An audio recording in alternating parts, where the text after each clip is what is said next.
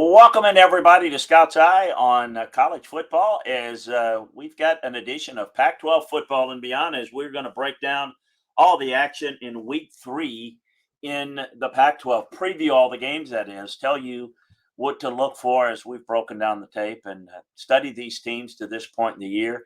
So we look forward to going game by game for you within the league. A reminder that if you want to catch all the other conferences, we got it for you right here. How do you do it? One thing we ask you to do. So business to take out.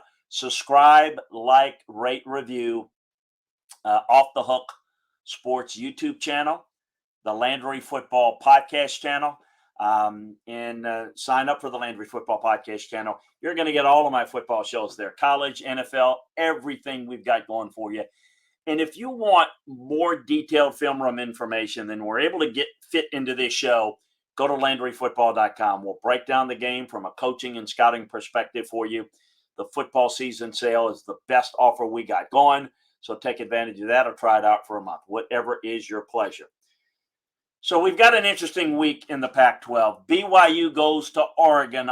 BYU off their big win last week against Baylor has got an interesting matchup as they go on the road to Autzen Stadium. It's probably the most unique setting in the Pac-12. It would be like the comparable part for SEC fans would be kind of like Mississippi State, loud, close, that it's Autzen Stadium is the most on top of the collegiate atmosphere that there is in the Pac-12. There's a lot of almost pro-ish feels in some of the Pac-12s, a lot of the Pac-12 stadiums.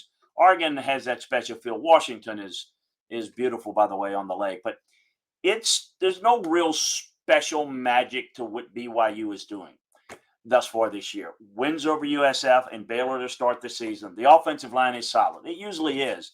It really is this year as well. The defensive line has been really good. There's been only one turnover. They don't make a lot of penalties, and team just keeps on moving. Look, the drill at BYU. They have a lot of veterans, a lot of guys that have come back from Mormon missions, and so you get a lot of that. A very schooled, veteran, seasoned team. The passing attack was sharp against USF. The team got real creative against the Bears, and overall, the run defense has been able to do a good job. There's a good infrastructure. I really like what Kalani Sitake has done. I wasn't sure that he was going to be the ideal fit for him. I mean, ideal in that, obviously, his background in the program, but I didn't know that he would be able to lead and do as good a job as he's doing. He's really done a good job. On the other side, Oregon's defense has a ton of talent, but it's been bad on third downs. Georgia hit 9 of 10 chances. And even in the 70-14 win over Eastern Washington, the D wasn't a rock. BYU has to control the clock. They need to maintain its own tempo. BYU might be 2-0. They might have beaten the defending Big 12 champion, but they haven't played nearly as well as they can. There aren't enough plays behind the line. The defense isn't generating enough takeaways. The offense isn't taking advantage of all the opportunities. I thought Baylor left plays on the field, and I thought it saved BYU to some degree. Oregon might be struggling defensively on third downs, but the offense got rolling against Eastern Washington. It's Eastern Washington. The running game wasn't all that awful against Georgia. Just the game got out of hand, and therefore they lost their chance to be balanced and work through that. Baylor wasn't able to get anything going down the field against the Cougars. And it didn't have room to move on the ground. So the Oregon O might not be explosive, but it should be able to methodically keep things moving.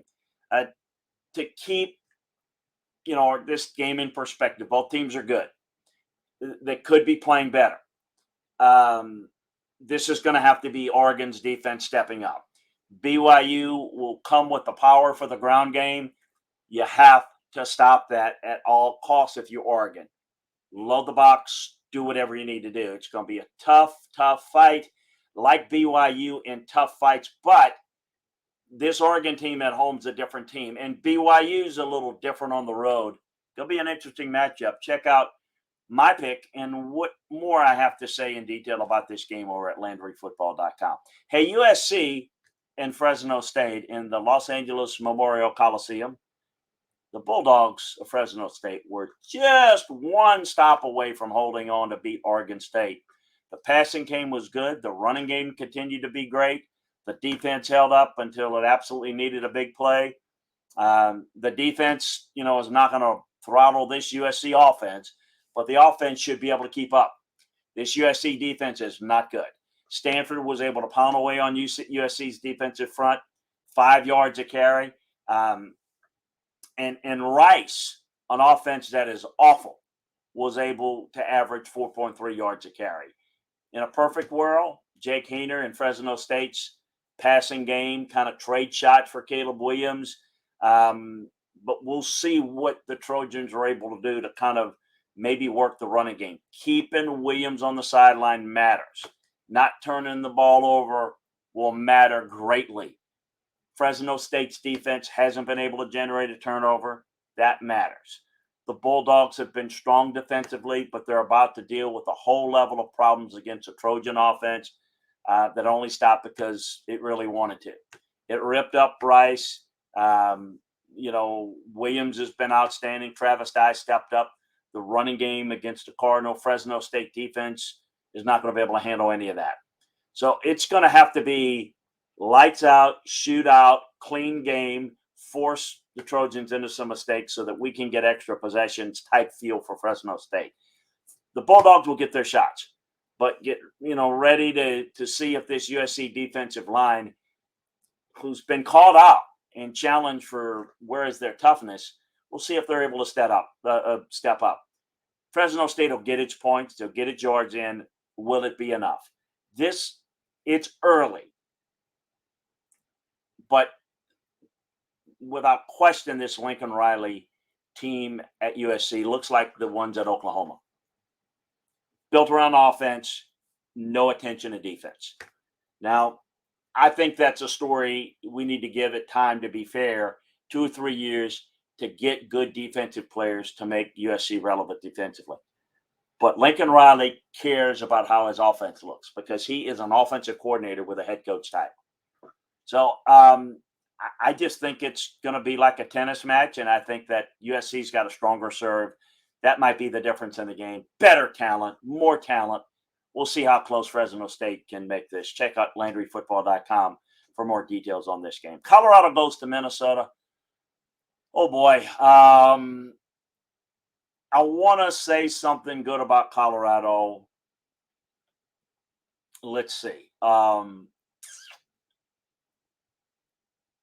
Really awful performance against TCU. Manhandled by Air Force. Outscored 79-23. I know I'm not there yet. How about the offensive line for Colorado? That is not been good, but not awful. Look, this is going to have to be a game, let's call it what it is, where Minnesota plays poorly. We've seen this Minnesota team under PJ Fleck just flake out and play goofy games. It's going to have to be one of them. Last year, the Gophers, it was 30-0 over Colorado. Then they, 14-10 clunker of a loss to Bowling Green. They're going to need the Bowling Green opponent from last year, Minnesota, to show up if Colorado's going to have a chance. The pressure's off Colorado. No one expects anything. It's a program with a lot of problems. This is the game Minnesota should win in a rout. And if they run the football like I expect them to run it, it's going to be an unbelievable force against can't stop them. Listen, Air Force ran for 435 yards and 5 touchdowns, but they know how to run it, and they run it all the time. TCU gashed Colorado's defensive front. Massive chunks, 9 yards a carry. This Minnesota team can run, will run, likes to run. It's just one of those things that the passing game is pretty good. So I don't know how much you're going to need to do it. This is just the offense for Colorado hasn't been very good. The defense is even worse. Anything other than a Minnesota blowout win would be really underachieving for the Golden Gophers. How about Michigan State going to Washington in Seattle, Husky Stadium? Michigan State, the running game's working pretty well. The pass defense is not as god awful as it was last year. Beating Western Michigan and Akron doesn't mean that they fixed it, but at least they're not getting torn up to the degree that they were last year, even against the type of opponents that they played to this point. They're allowing around 200 yards per game with no touchdown passes. That's pretty good, even though the opponent's weak. Washington hasn't been tested yet in easy wins over Kent State and Portland State. Can it handle Michigan State's power run game? The Spartans have been really balanced with a combination of Jalen Berger and Jarek Broussard pounding away.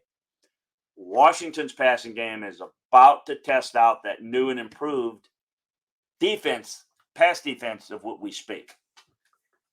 Washington's pretty healthy. They're going to have to hold up against that Michigan State rushing attack. Stretch the field on the other. Indiana transfer Michael Penix has really done a good job for Kalen DeBoer in this offense at Washington. The passing attack's moving pretty well, but again, and this is a repeat comment on a lot of these games, on a lot of these shows, is we haven't seen them tested yet. For those of you who want to see the, who's the best, we're going to have to learn more about these teams. Michigan State's a strong, rock-solid team. It's got all phases working. One thing, though, they're turning the football over a little bit. It's making up for it with takeaways, but I don't think they can do this against Washington. Michael Penix is going to be really good. This defensive front of Washington is really good and tough to run against. There's your ball game right there. That defensive front of Washington, a strength against Michigan State's running game. There's your ball game right there, and we'll see where it goes. You might be surprised who I like in this game, but we'll check and see over at LandryFootball.com. I think you will get a better feel for it there. Notre Dame at Cal. Marcus Freeman, you've heard that, first coach at Notre Dame to lose its first 3 games, going back to the bowl game last year. Tyler Buckner is out. Cal come in loose, looking for a big performance.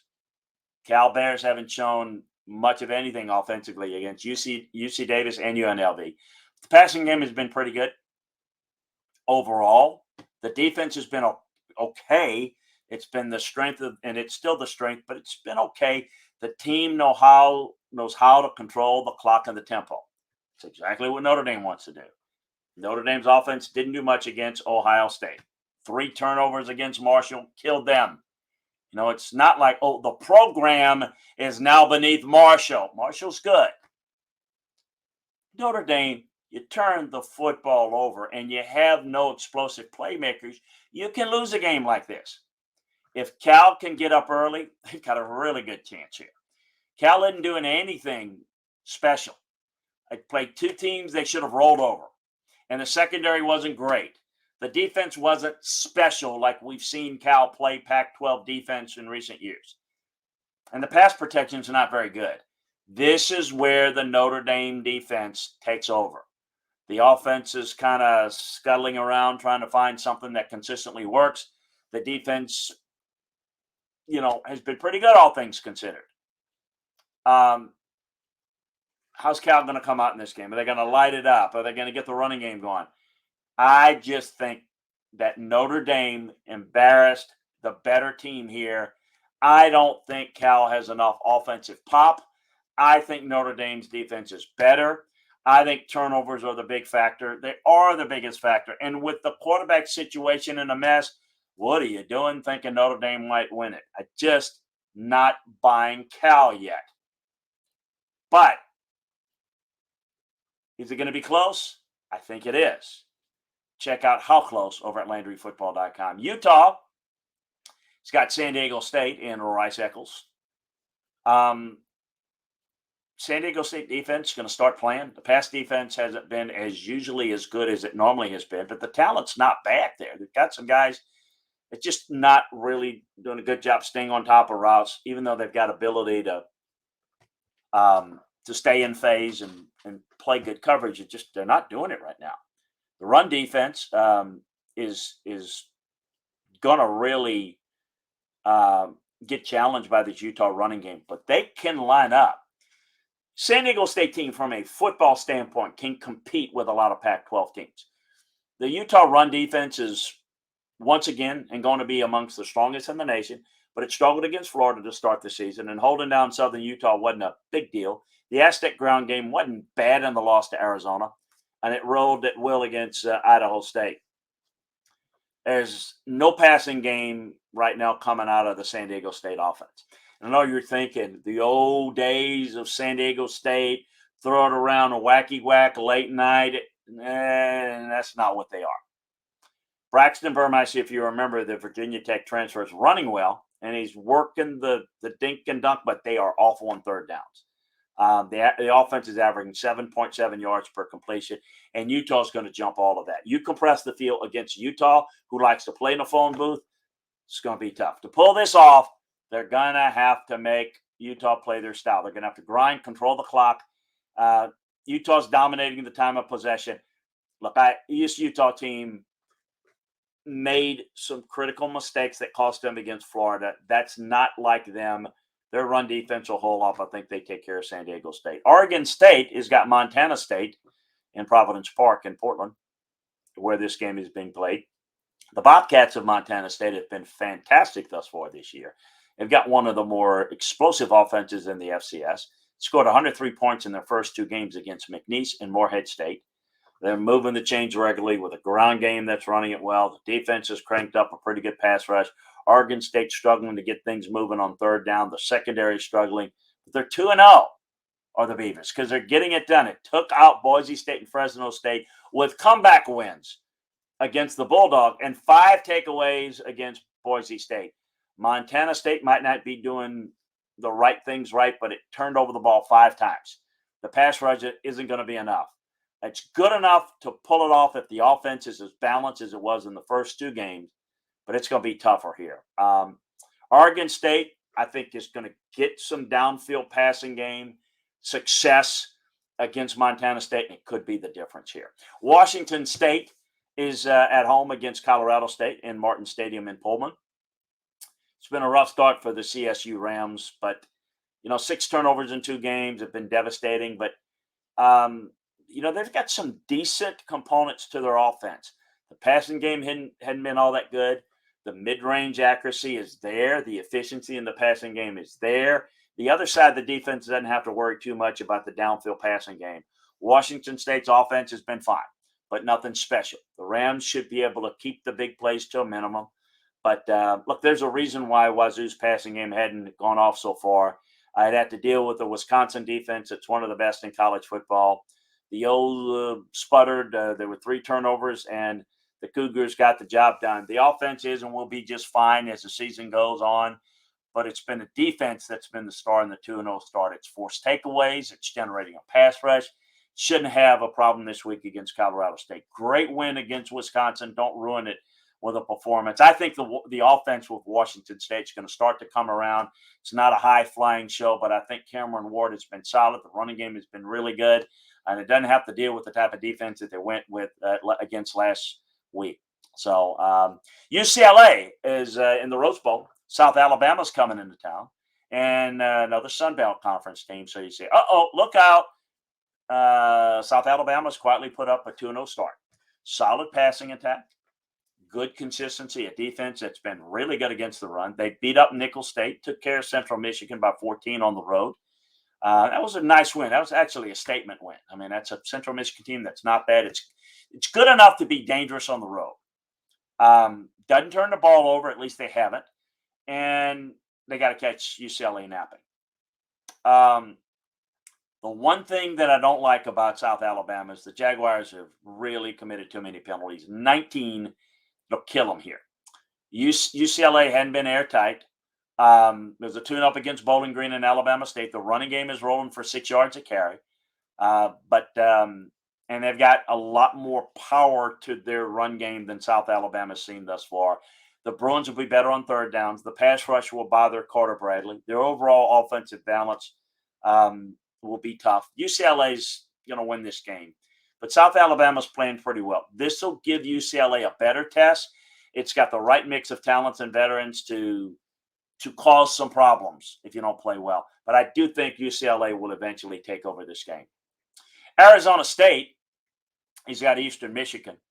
The Eagles pushed Louisiana and made it a fight for a while, but they got lapped in a 49-21 loss to Eastern Michigan. It got some issues right now. Taylor Power is putting up big yards. The offense is moving the ball well. Arizona State secondary has to prove itself after struggling a bit against Oklahoma State. The Arizona State offense is amongst the worst in college football on third downs. The passing attack hadn't done a whole lot. Look, it's not because the Arizona State defense is great at cranking out production and forcing mistakes, because Taylor Power has thrown 7 interceptions in 2 games. The Sun Devils will get the running game going again. It struggled against an Oklahoma State defense that, once again, is pretty good. Eastern Kentucky and Louisiana Lafayette has had success on the ground, but they were too busy throwing against the Eagles defense. Arizona State isn't going to mess around here. It'll get strong in the backfield, and it should control the game from the start. Eastern Michigan has enough offense to be a little plucky, aggressive, but Arizona State can't play sloppy here. It may take them a little while early, but I think they'll end up getting enough yards on the ground and take control of this. Now, Arizona, quickly, as we wrap it up, has got North Dakota State. And you know about North Dakota State. This is another good team that they have. This is maybe not one of the elites, but they're really good. I'm not really buying Arizona yet. This is a dangerous game. It would be a nice win for the Wildcats.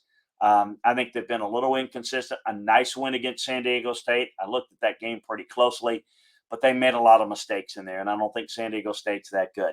Be careful, Arizona. This could be one that could kind of embarrass you, although people kind of expect North Dakota State to do, this is not like losing to someone you haven't heard of. Most people have heard of North Dakota State, and they're good enough to win this game. Arizona, this is a game you need to win. You got more athletes. North Dakota State is no doubt a better coach team, but we'll see how it plays out. Hey, that's a look at the Pac-12 action this weekend. I hope you enjoyed the games. A reminder, sign up for Off the Hook Sports on YouTube. Sign up for the Landry Football Podcast channel. And get all the work here to get more detailed film room breakdowns on these games inside the Pac-12 and every other conference and college football. Check it out at LandryFootball.com. Take advantage of the football season sale or try it out for a month, whatever is your pleasure there. So long. Have a great football weekend. Watch the games, and we'll be here to break it all down for you on the Landry Football Podcast Network. Take care, everybody.